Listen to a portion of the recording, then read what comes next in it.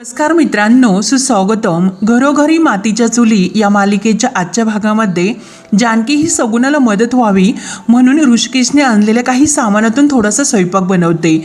परंतु सगुणाला मात्र हे काही आवडत नाही, कारण ऐश्वर्याने तिला जे काही वागायचे सांगितलेले असते तर ती आपली जी काही रूप आहे ते दाखवायला सुरुवात करते. आणि जानकीला म्हणते की तुम्हाला कशाला ही लुडबुड करण्यासाठी कोणी सांगितलं होतं, आणि जे काही करायचं आहे ना ते तुमच्या घरी करा.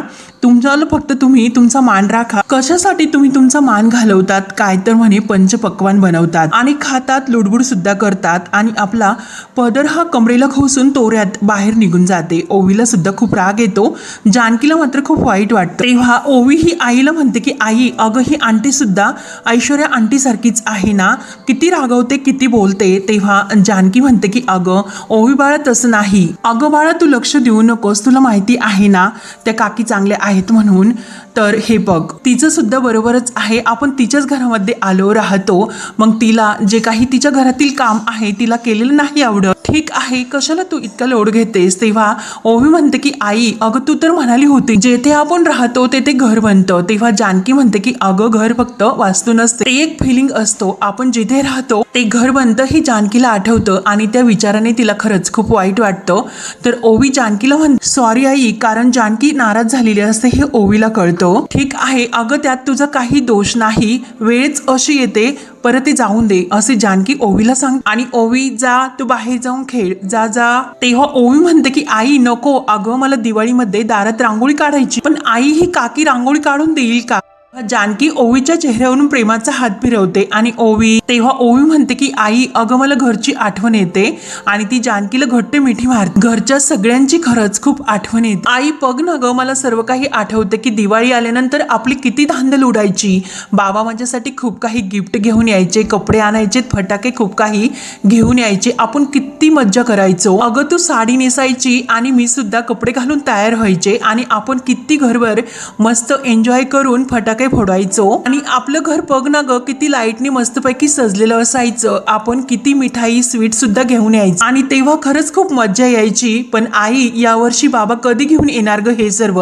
ओवी खूप नाराज होऊन विचारते. तेव्हा जानकीला सुद्धा खूप वाईट वाटतं, परंतु ओवीला सुद्धा ती प्रेमाने समजावते की अगं बाळा, यावर्षी सुद्धा आपल्याला खूप मज्जा येणार आहे. तिचे बाबा तिच्यासाठी नवीन काम शोधायला गेले, मग ते नवीन काम मिळाल्यानंतर तुझ्यासाठी ते स्वीट सुद्धा घेऊन येणार आहे, फटाके सुद्धा, आणि नवीन फ्रॉक सुद्धा घेऊन येणार आहेत, म्हणून कसे तरी ती ओवीला समजावते. तेव्हा ओवी तर खूप खुश होते, आणि म्हणजे आई, या वर्षीची दिवाळी सुद्धा माझी स्पेशल जाणार असे खुश होऊन म्हणते. आणि आईच्या हाताने धरून ती गोलगिरक्या आनंदाने उड्या मारू लागते. जानकी सुद्धा आपल्या ओवीला खुश असण्याचं दाखवते, परंतु जेव्हा ती तिला मिठीत घेते परंतु तिला खूप वाईट वाटतं, कारण ओवीच्या सुद्धा खरंच अपेक्षा पूर्ण होते की नाही याची तिला काळजी वाटते. तिच्या डोळ्यातून पाणी येतं, आणि आपल्या डोळ्यातील ते पाणी बाहेर काढत म्हणते की यावर्षीची दिवाळी सुद्धा अगदी अशी स्पेशलच असेल. त्यानंतर इकडे सारंग आपल्या रूम मध्ये एकटा येऊन बसलेला असतो, परंतु सौमित्राने जे काही सर्वांसमोर बोलून दाखवलेले असते की दादा या घरासाठी किती काही करत होता, दादाने या घरात सर्वांची मन जंपली, आपला आनंद बाजूला ठेवला, म्हणून सर्वांचे लाड सुद्धा केलेत, पण तरी सुद्धा तुम्हाला एकाला सुद्धा त्यांना थांबवसे नाही वाटले का. हे सर्व सारंगला आठवते आणि त्याला खरंच खूप टेन्शन येते, आणि ऋषिकेशची सुद्धा काळजी वाटते.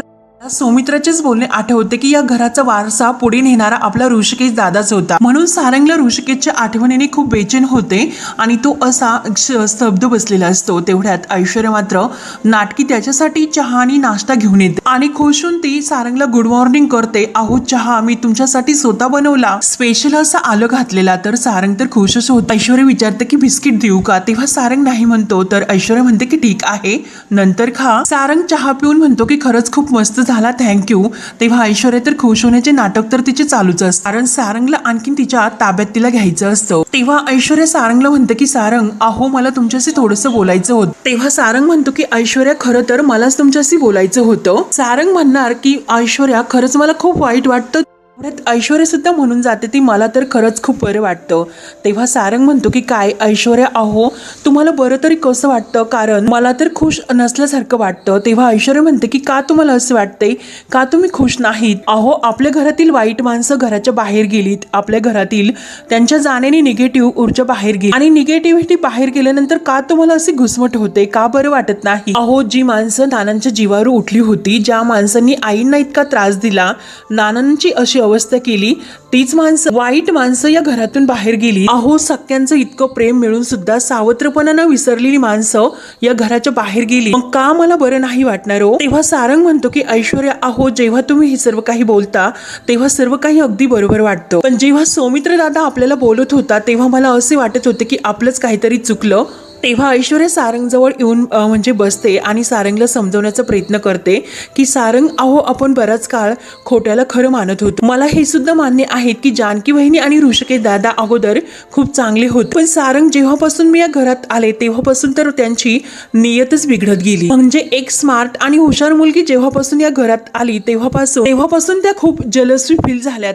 माझ्याबद्दल वेगळी अशी गैरसमज निर्माण करून घेऊन त्या खरंच माझ्याबद्दल सुद्धा किती वाईट वागल्यात. वेगळा विचार वेगळा ग्रह त्यांनी माझ्याबद्दल करून घेतला आणि हेच बघा मी किती चांगलं वागते आणि सर्व काही तुमच्या अगदी नजरेसमोरच आहे.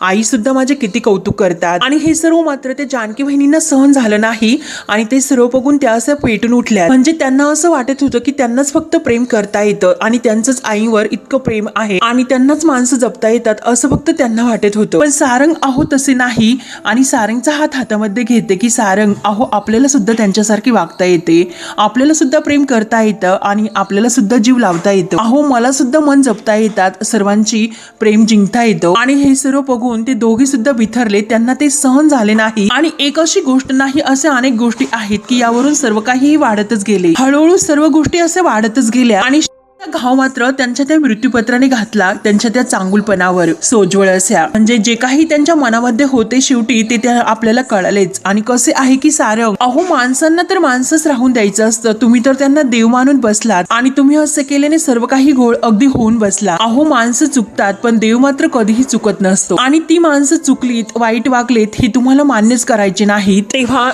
ऐश्वर्याचे हे बोलणे ऐकून सारंग तर तिच्यावर आणखीन इम्प्रेस होतो आणि तो म्हणतो की ऐश्वर्या अहो तुम्ही फक्त दिसण्यासाठी सुंदर नाहीत पण नक्की तितक्या हुशार सुद्धा आहात, कारण अगदी किती परफेक्ट बोलतात, अगदी विचार करू. अहो म्हणजे असं म्हणायचं की सर्व काही नेमक्या शब्दामध्ये तुम्ही बरोबर मांडलेत आणि मला सुद्धा पटवून दिले. तेव्हा ऐश्वर्या नाटकी सारंगचा हात हातामध्ये घेते आणि अहो तुम्ही सुद्धा खरंच खूप हुशार आहात आणि सुंदर सुद्धा, आणि तुमची खरी सुंदरता आहे ना तुमच्या प्रेमात. म्हणजे सारंगच्या हृदयाला हात लावते आणि इथे आहे असे सांग तुमच्या मनामध्ये. त्यामुळे जे काही झाले तो सर्व विचार आता बाजूला काढून ठेवा आणि आता यापुढे आपण आपल्या पद्धतीने हे घर सांभाळूयात, आपल्या पद्धतीने आपण या घराला सजवूयात. आपलं हे आवडी, आपली हे घराची सगळ्या गोष्टी आणि आपली खोली सुद्धा. आणि खोली म्हटल्यानंतर तिच्या एक गोष्ट लक्षात येते आणि ती लगेच सारंगला म्हणते की सारंग मला काय वाटतं की आता जानकी वहिनी आणि ऋषिकेश दादा हे घर सोडून निघून गेलेत आणि जे काही घडले त्यामुळे ते मात्र या घरात परत नाही येऊ शकत, मग आपण त्यांच्या रूम मध्ये शिफ्ट व्हायला हवं असं तुम्हाला नाही वाटत का?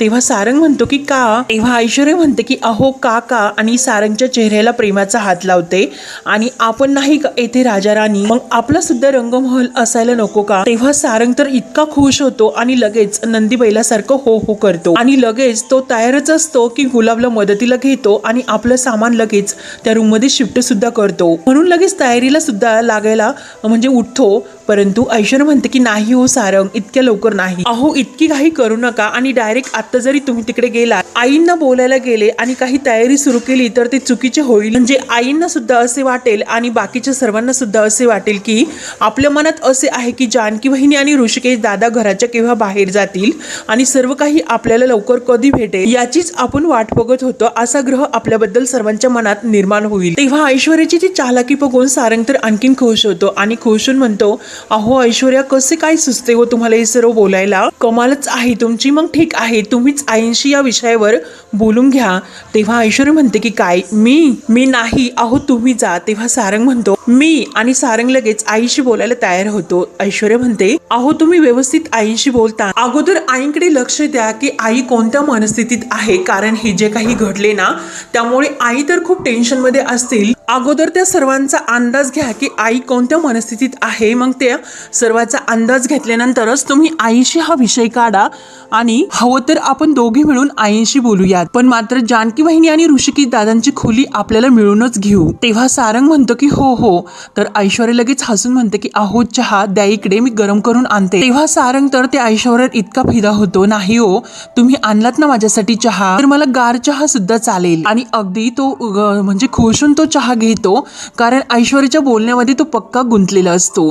तेव्हा ऐश्वर्या मात्र त्याच्याकडे बघत असते आणि खोड्याला कसं खोडं बनवायचं याच काहीच असं कठीण काम नव्हतं. त्यामुळे आता त्या लवकरच त्या जानकीच्या रूमवर सुद्धा मी ताबा मिळवेल म्हणून ऐश्वर्या स्वतःवर खूप खुश असते. सारंगला पुरेपूर तिने आपल्या जाळ्यात ओढलेलं असतं. त्यानंतर इकडे ऋषिकेश नोकरी शोधत शोधत एका कारखान्यात येतो. साखर कारखाना असतो. तर तेथे आल्यानंतर तो नोकरी मागतो. तेव्हा तेथील जे काही मॅनेजर असतात तर ते म्हणतात की काय नोकरी तुम्हाला. तेव्हा ऋषिकेश म्हणतो की हो, ह्या कारखान्यामध्ये मला एखादी नोकरी मिळू शकेल का. नाही अहो, आपली इतक्या वर्षाची ओळख आहे म्हणून हक्काने मी तुम्हाला नोकरी विचारण्यासाठी इकडे आलो. तेव्हा ते मॅनेजर काका म्हणतात की अहो दादा, खरंच किती लाजवता हो तुम्ही.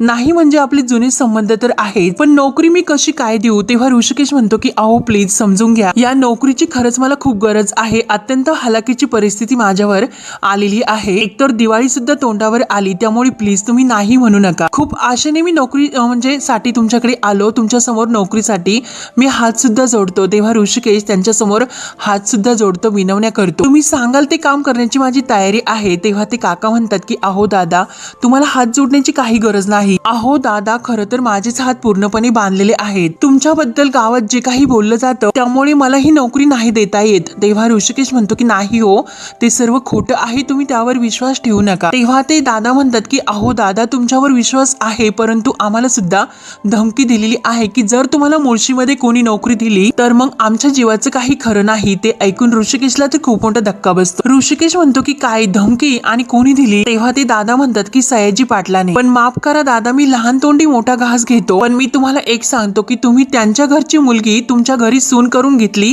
तेथेच तुमची खूप मोठी चूक झाली. आणि आता ते बापलेक मिळून पूर्ण गावामध्ये दहशत पसरवतात. तेव्हा ऋषिकेश म्हणतो की अहो पसरून द्या, त्यांना जे काही करायचे असेल ते त्यांना करून द्या. आणि मला तर असे वाटते की आपण त्यांना का घाबरायचे आणि तुम्ही असे धमक्यांना भीक का घालतात.